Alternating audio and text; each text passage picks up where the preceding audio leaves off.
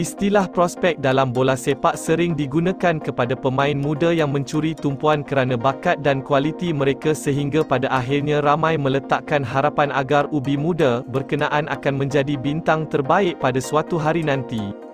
Seawal usia muda, sebahagian prospek dengan gelaran Wonderkid akan menerima pelbagai tawaran daripada pelbagai kelab domestik maupun luar negara yang rata-ratanya ingin menjadi pasukan pertama menyelahkan bakat mereka.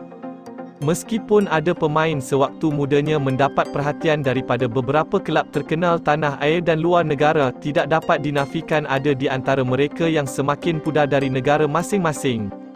Ada yang mengatakan faktor seperti masalah kecederaan, pemilihan kelab dan gagal bersaing dikatakan menjadi punca sebilangan daripada bekas permata bola sepak berkenaan semakin hilang tempat.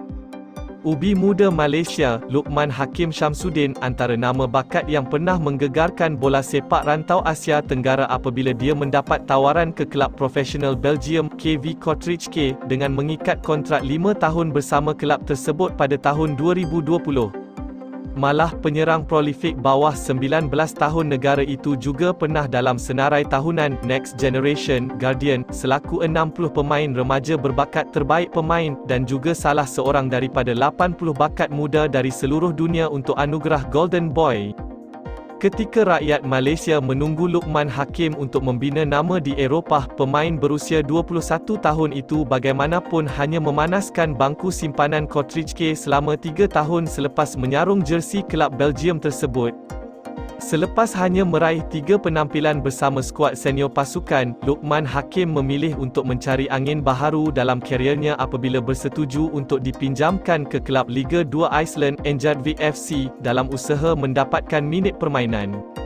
Nasib sama seperti di Kortrijk, Luqman Hakim hanya mengumpul 317 minit permainan untuk kesemua perlawanan yang disertai Njarðvík dan menyumbang 2 jaringan gol buat pasukan itu. Dengan nasib tidak menyebelahinya di bumi Eropah, ramai penyokong tanah air berharap agar produk program pembangunan bola sepak negara NFDP itu akan mempertimbangkan tawaran lain termasuk beraksi di Asia maupun Liga Malaysia.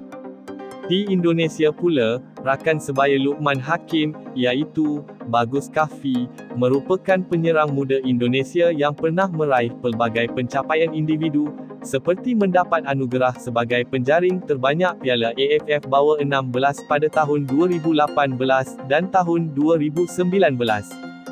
Selepas beraksi bersama Akademi Barito Putra sehingga terpilih ke skuad utama bagi saingan Liga 1 Indonesia, pemain berusia 21 tahun itu menyertai FC Utrecht pada tahun 2021 dengan kontrak selama setahun, namun hakikatnya dia dihantar ke pasukan simpanan Jong Utrecht. Setelah dianggap tidak cukup berkualiti bagi mewakili kelab Belanda itu, Bagus tidak patah semangat untuk terus berkelana di Eropah dan meneruskan perjuangan di Liga Greece bersama-sama Astras Tripolis pada Ogos 2022. Tidak meraih sebarang minit permainan setelah semusim di Greece, membuatkan penyerang berambut afro itu mengambil keputusan untuk kembali ke pasukannya lamanya, Barito Putra di saingan Liga 1 Indonesia. Keputusan kembali ke tanah air itu ibarat mendapat nyawa kedua buat Bagus apabila dia berpeluang mendapatkan rentak permainan dengan beraksi dalam 19 perlawanan Liga dan menyumbang 3 jaringan gol setakat ini.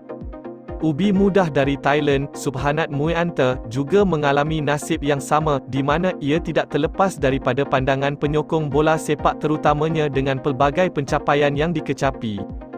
Subhanat pernah memegang rekod sebagai penjaring termuda dalam sejarah saingan Liga Juara-Juara Asia (ACL) yang mana dia menjaringkan gol pada umur 16 tahun ketika perlawanan menentang Beijing Guoan yang menyaksikan Buriram tewas dalam perlawanan tersebut.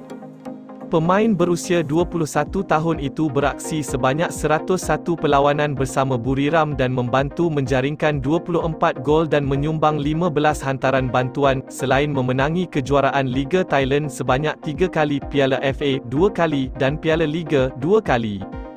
Selepas mengecapi kejayaan bersama, Subhanat mendapat peluang mendapat pengalaman di Eropah dengan menyertai kelab Liga Belgium, Leuven secara pinjaman dari Buriram United pada September lalu. Subhanat menandatangani kontrak pinjaman selama setahun bersama Leeuwen dan setakat ini, pemain sayap kanan tersebut merekodkan 4 perlawanan dan berhasil membuat satu hantaran bantuan ketika aksi seri menentang Jong Kae Egan.